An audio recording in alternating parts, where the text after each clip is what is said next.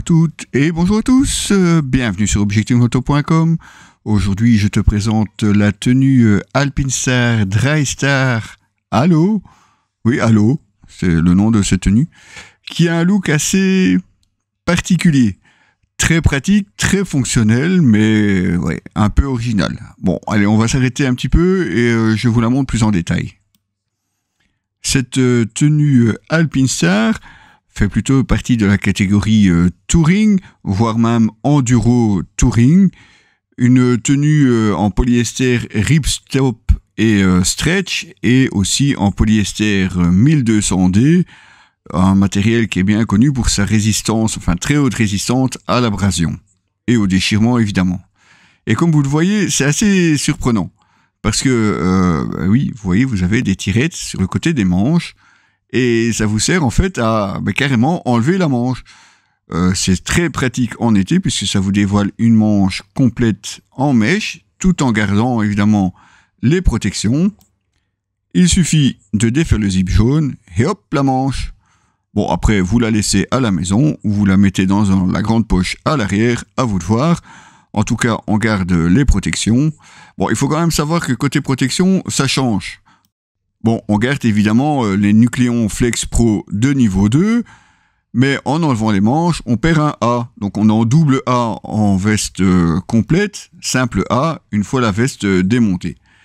Et comme je vous le disais, c'est une veste vraiment prévue pour toute l'année et surtout pour l'été, puisque vous avez les manches, et puis vous avez aussi un grand panneau ici à l'avant, que l'on peut ouvrir comme ceci, et on le replie simplement à l'intérieur, on referme les deux pressions, et vous avez exactement la même chose dans le dos, où on défait simplement un grand panneau là aussi pour avoir le dos aéré.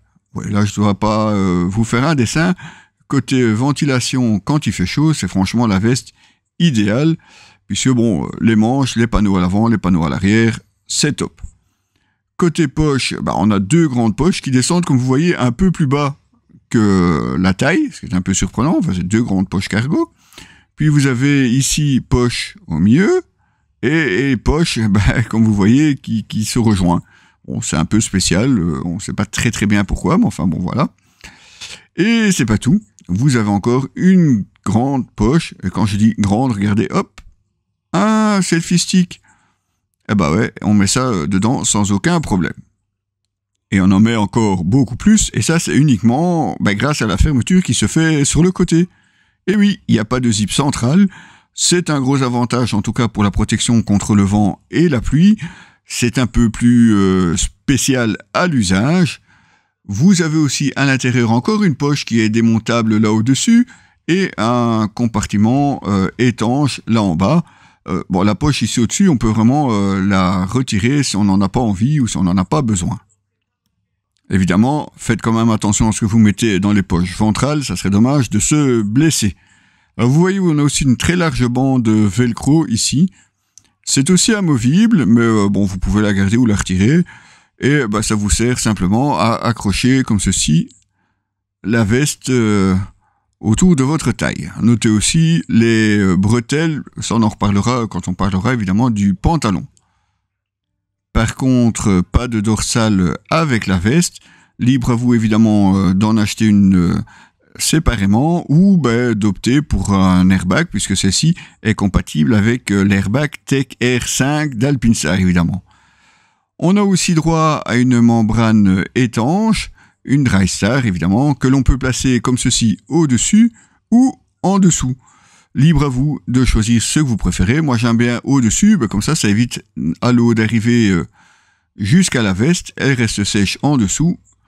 C'est franchement pas mal du tout. Évidemment, c'est la même chose. On a le même type de membrane Drystar à placer au-dessus ou en dessous. À vous de choisir évidemment, c'est comme pour le haut. Libre à vous évidemment de faire ce que vous voulez. Mais moi j'ai ma petite préférence pour le mettre au-dessus de l'équipement.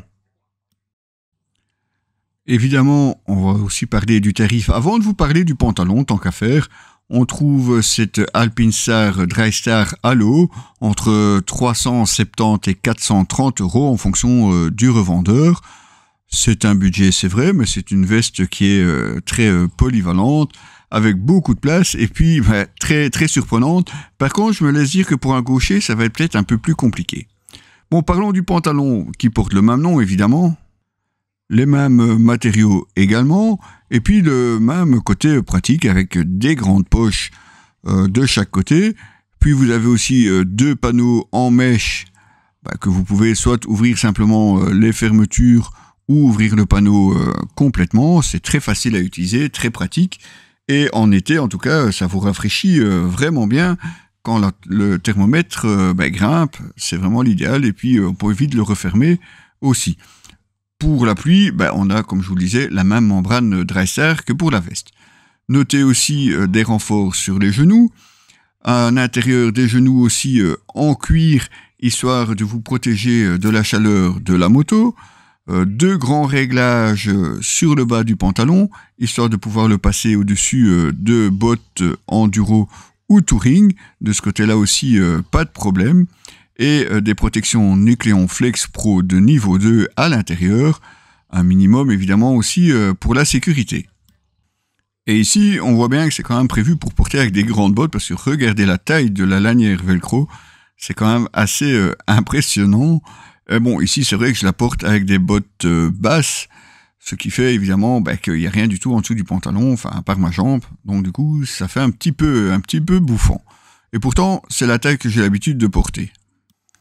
Alors, si le pantalon, lui, est fourni avec des bretelles amovibles, vous n'êtes pas vraiment obligé de les porter.